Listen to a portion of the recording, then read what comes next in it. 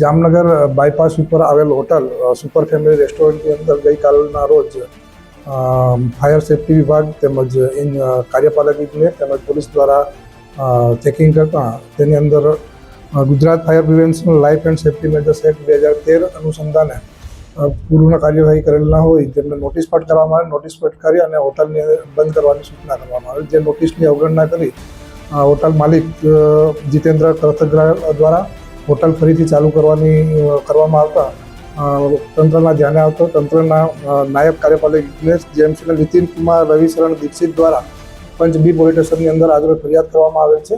જે ફરિયાદની અંદર આઈપીસી કલમ 336, 188 અને 114 મુજબ ગુનો દાખલ કરેલ છે. આ ગુનાના કામે 3 આરોપી વિરુદ્ધમાં અત્યારે હાલ ફરિયાદ દાખલ કરવામાં આવેલ છે, જેમાં હોટલના માલિક છે જીતેન્દ્રભાઈ અને હોટલના મેનેજર શ્રી વિશાલ કોટક અને વિરેન બોરાના વિરુદ્ધ ગુનો દાખલ કરેલ છે.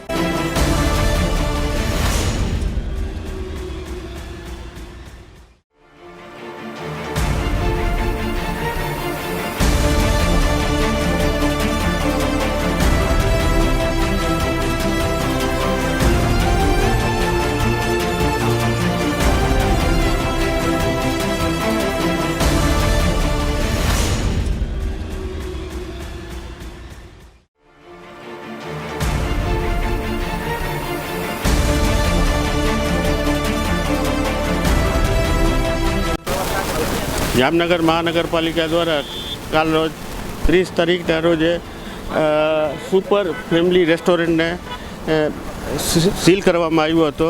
છતાં એ લોકો દ્વારા સાંજે પ્રોગ્રામ એનો ચાલુ રાખ્યો હતો અને રેસ્ટોરન્ટ ચાલુ રાખ્યો હતો. એ બદલ આજે એના ઉપર ફરીથી આખા ચારો કોરથી સીલ કરી અને FIR કરવાની તૈયારી કરીએ છીએ.